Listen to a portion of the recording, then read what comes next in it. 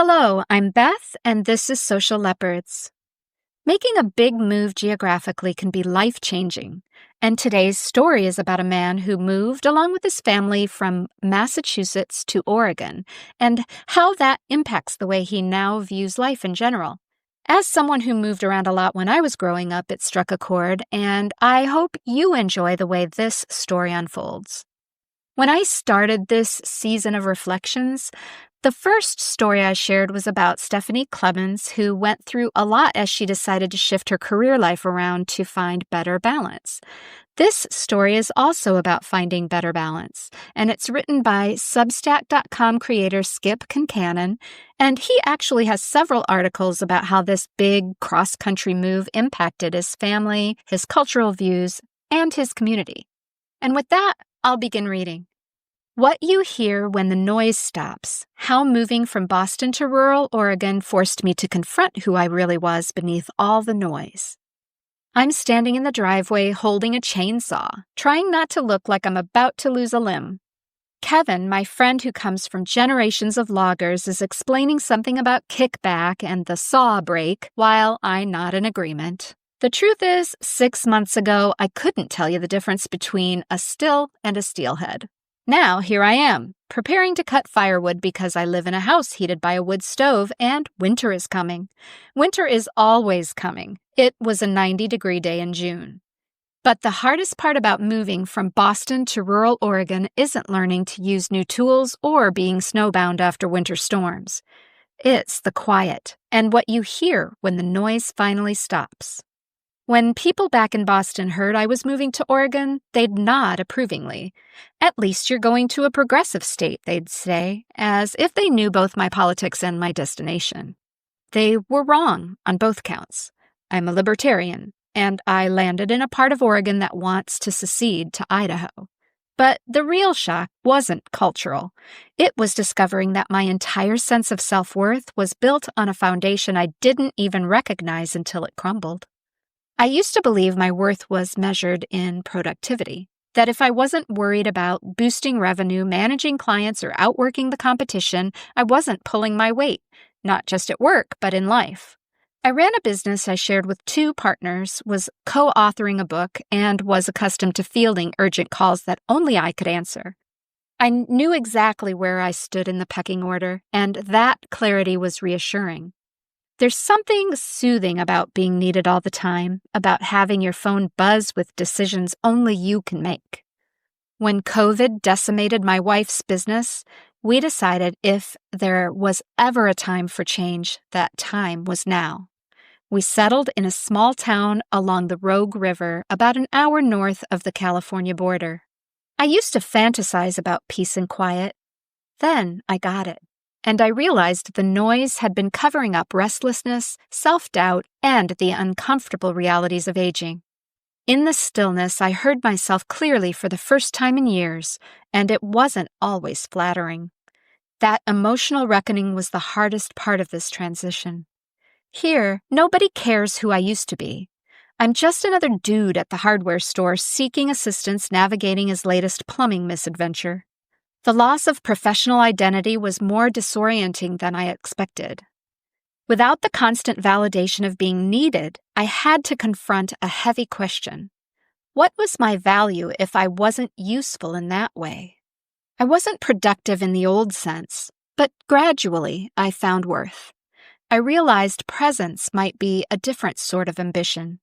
But in that uncomfortable space, I started to see things I'd been too busy to notice before.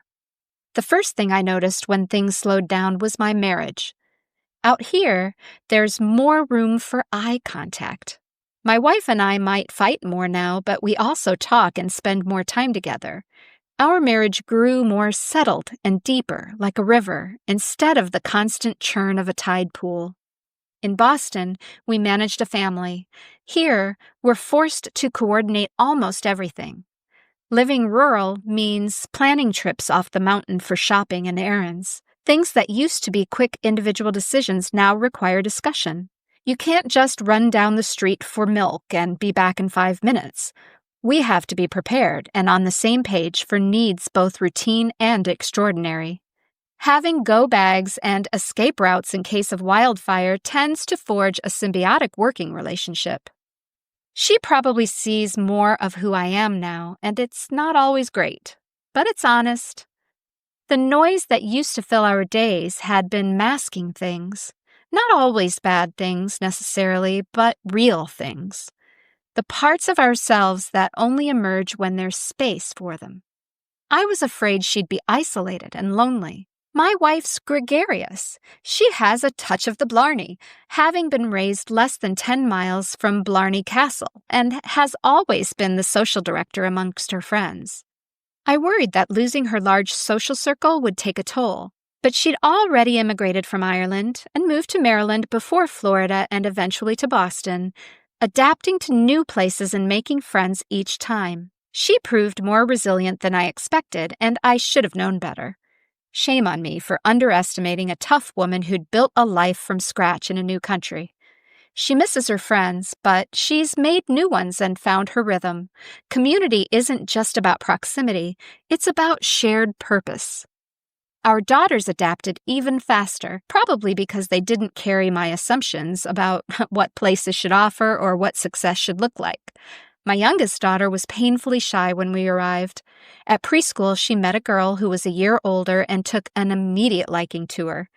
Without that friendship, we might never have gotten my little girl brave enough to walk through the school doors. My oldest daughter fell in love with her first-grade teacher and now consistently talks about becoming a teacher herself. Kids don't need their environment to validate their existing identity. They adapt to whatever makes sense locally. Ballet lessons, 4th of July parade floats, daily post office visits. It's all just background music to them. Watching them, I realized something about acceptance that I'd been missing. They weren't trying to preserve who they used to be. They were just becoming who they needed to be. That same flexibility, it turns out, runs deeper in this community than I'd expected. I see it in the people who've become my teachers here. Kevin, who was teaching me the art of chainsaw maintenance sans the Zen, represents something I'd rarely encountered in previous circles. His family has been in logging for generations. When the timber industry collapsed, they didn't leave. They adapted, started tree services, learned new skills while keeping the old ones. There exists a willingness to reinvent here that has nothing to do with credentialism or career advancement. His approach to teaching reflects that same practical wisdom. Using the saw isn't rocket science, Kevin tells me while I'm struggling with chain sharpening, but it'll hurt you if you don't respect it. The culture shock wasn't about rural versus urban. It was about discovering a community organized around different values than what I'd known. The Northeast has always focused on credentials and polish. Here, I learned to appreciate people who could actually fix things when they broke. Rural Oregon didn't convert me to some pastoral ideal. It gave me the context to recognize something I'd been conditioned to overlook. In the calm, I started to understand that humility might be more valuable than I thought. Sometimes it takes a new place to hear the voice you've been drowning out your whole life, the parts of myself that needed space to surface. The eagerness to learn, to be helped, to not have all the answers were always there. I just couldn't hear them over the noise. I drive a Ram truck that feels less like a costume now. I can back up a trailer without too much cursing or danger of a jackknife situation. I saw logs, split wood, sharpen chains, and maintain the chainsaw. These aren't grand and great transformations, but small recognitions that my identity wasn't as fixed as I thought.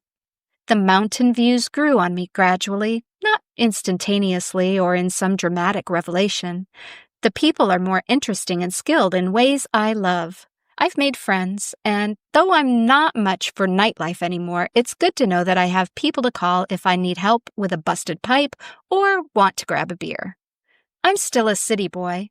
We may not stay here forever. I want my daughters to experience more of the world, different types of communities. I could have a third act left in me yet, but I had to let go of the belief that a slower life is a smaller life. This isn't a love letter to rural living. It's an admission that I discovered parts of myself I didn't know were there. The mountains didn't change me. They offered me room to figure out what mattered. Sometimes the quiet teaches you things the noise never could. The end. My first thoughts as I read this story were around the quiet truth surrounding such a big move, and how Skip shows a sense of humility, curiosity, and openness. It's almost as if his new surroundings were prompting him to migrate his mindset over time, of course, where listening became more important than speaking. I love the idea that identity isn't fixed and that our very environment can offer a mirror for possibilities we forgot to even imagine. Sometimes the best revelations come out of those most ordinary of moments. That sound of a chainsaw, the comfort of friends nearby, the steady presence of a mountain skyline. I felt a sense of freedom as I began to realize that your story doesn't have to match everyone else's ideal. The value of a life isn't measured by its speed or its accolades, but by the way it makes room for growth and connection. I experienced my share of community culture changes as I moved around growing up. At first, of course, I was too young to really identify or recognize the subtle shifts on how life was lived as we entered a new community, and I think I was very resilient, much like Skip kind of explains about his children. I think the first time I really understood was this move from Louisville, Kentucky to Central Illinois. I got to school as a fresh-faced sixth grader among a bunch of snarky, judgmental peers, and they quickly did what sixth graders will do. They started to make fun of my slight southern drawl and my propensity to use the word y'all, and it was a bit of a tough transition. Now, that's very kid-oriented in my perspective, and just to kind of paint the picture, I was also sporting these wire-rimmed glasses and really stringy, straight blonde hair. Imagine a young female John Lennon look. But because I was a kid, I did make adjustments and soon found the things about Central Illinois that made life more bearable. I found a very small circle of friends who weren't judgy. I found ways to integrate into the community without totally losing my earlier little identity that was still forming and growing. I spent a lot of time listening rather than acting, especially in that first year following the move. I know that reflecting back on a time when I wasn't sporting a fully formed frontal lobe and coping through the lens of a preteen isn't a parallel to the story Skip shares about his move, but reading stories like this still kind of bring up a lot from my past that I can then reflect upon, and sometimes I do find a new appreciation for all of these abrupt shifts in my childhood because ultimately they did shape the way I migrated into true adulthood. Later in life, I made a move to Central Indiana. My ex-husband had a unique job opportunity there, and to keep the story short, my life had sort of imploded. I was in California at the time, so it simply made sense, almost seemed like a sign that it was time to move, to make sure the kids we shared were in a better situation, with both parents co-located. And though I moved from a mid-sized city to a mid-sized city, that West Coast culture and climate is vastly different from the Midwest. Lucky for me, I had lived in the Midwest before, so it was more like a return from whence I came kind of story in that sense. In retrospect, that was absolutely the best move I ever made. I'm grateful for this last move because it brought me closer to my mom, and my kids seemed to really be thriving in Indiana. And ultimately, I had the good fortune to meet a great guy, which I guess did require one smaller move 60 miles northwest after we married. That was 5 years into the relationship, and I didn't solidify the move until my youngest graduated from high school. I also feel confident that this is the place I'll retire and live happily ever after, so that carries a small comfort in its own right. To anyone listening, even if your life hasn't involved a major geographical change, there are opportunities to appreciate where you are right now. I hope you find a moment today to sit with your own quietness, to let the noise fall away and to listen for the voice that's been waiting for you to hear it. Whether you're in the city or the country, surrounded by bustle or blanketed by silence, this story encourages us to seek to discover something new about ourselves. Maybe, like Skip, each of us can find that the most meaningful changes aren't dramatic. They're gentle recognitions that give you permission to become more fully who you are. Thanks for sharing this time with me today with its quiet lessons and unspoken invitations. But before I sign off, let's talk briefly about next week. Next week, I'm returning to the main topic from the beginnings of this podcast. I'll be again exploring the topic of loneliness, featuring an essay from Ryan Delaney. It's a reminder that pausing our digital obsession may be the key to a more authentic connection in our own communities. I look forward to sharing it with you. Until next time, take care.